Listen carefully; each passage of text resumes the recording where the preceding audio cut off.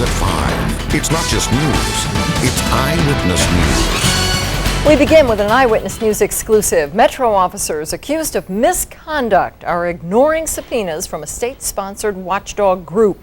Tonight, the case is headed to the Nevada Supreme Court.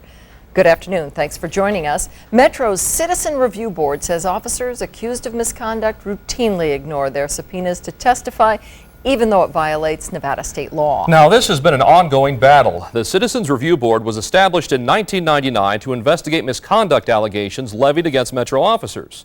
District Court judges have ruled the Review Board does have subpoena power. Metro's Police Officers Union does not agree and is asking the state Supreme Court to decide who is right. On the third floor of this downtown Las Vegas building, inside the offices of the Citizens Review Board, a 6-year battle is coming to a head. What they're saying is they disagree with the law, and they just don't want to follow it.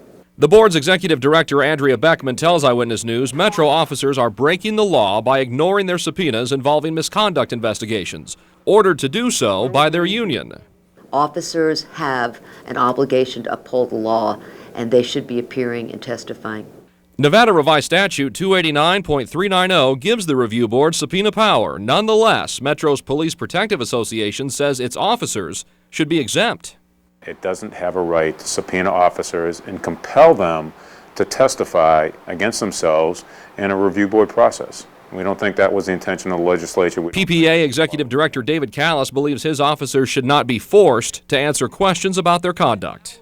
Case Citizen Review Board says, no, we're going to come in, we're going to ask you whatever questions we want to ask you, and the only thing you can do is invoke your Fifth Amendment right. The Citizens Review Board says if officers have nothing to hide, they should honor the subpoenas. I think it's a sad commentary. I think the PPA is giving very poor advice to its officers.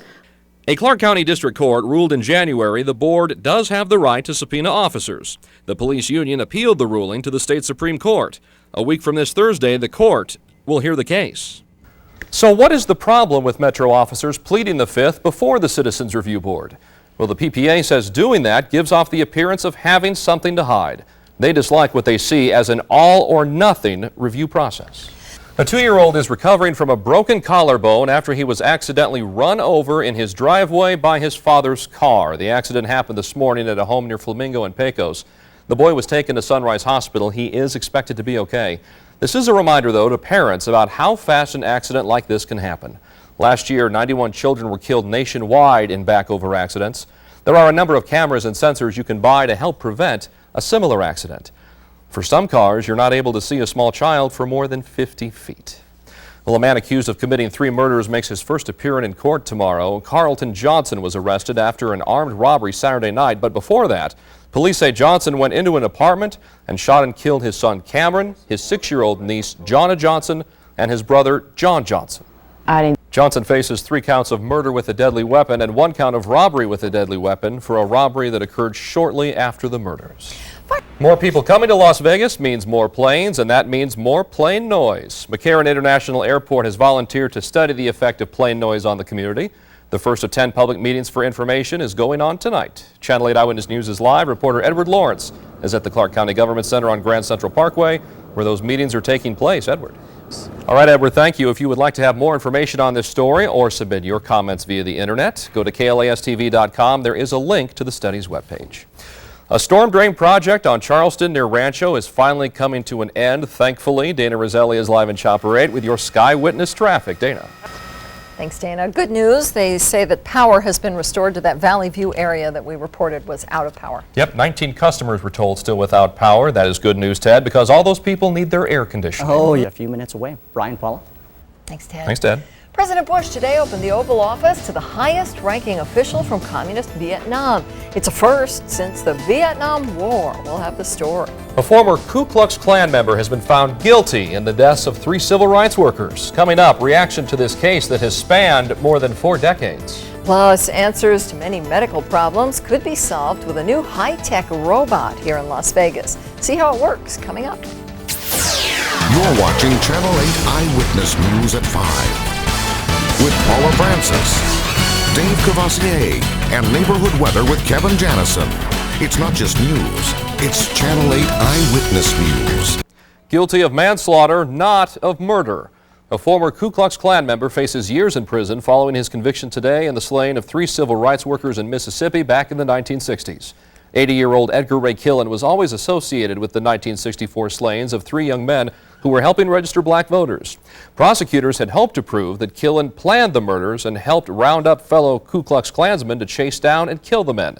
While the jury rejected murder charges, they turned aside defense claims that he wasn't involved at all. He faces possibly 60 years in prison. At the White House today, President Bush met with Vietnam's Prime Minister. It is the first time a U.S. president has met with the leader of Vietnam since the end of the war. The meeting was to mark the 10th anniversary of renewed relations between the two countries and to discuss various humanitarian and security issues. Vietnam, a communist country, is also working with the United States to help find the remains of American servicemen still missing after the Vietnam War. Outside the White House, scores of protesters opposed the meeting of the two leaders. Many of the demonstrators held up signs demanding greater religious freedom in Vietnam. A helicopter with 6 people on board crashed today near a nursing home in Sweden, and the entire thing was caught on tape. The video shows the helicopter go down in a cloud of dust and smoke. There it goes. After its rotor blades clipped a tree and a light post. All 6 people, including a 100-year-old man, were taken to the hospital. They suffered minor cuts and bruises, but thankfully they are all expected to be okay. Wow. That's scary to watch. Yeah. Hot and dry here, and I guess that makes it dangerous. Yeah, red flag warning out there, Ted. Yes, right. Pieces return Friday and Saturday, but those temperatures down about 5 to 6 degrees next week, so that's not so bad at all. No. Well, you know, and then if those storms start coming through with lightning strikes, you got to worry about fire danger all over very again. dry. It'd be bad. No kidding. Thanks, Ted. Sure. You're watching Channel 8 Eyewitness News at 5. It's not just news, it's eyewitness news. Some good news here. A concert promoter has been granted a permit to hold a free concert by the Red Hot Chili Peppers in a new location.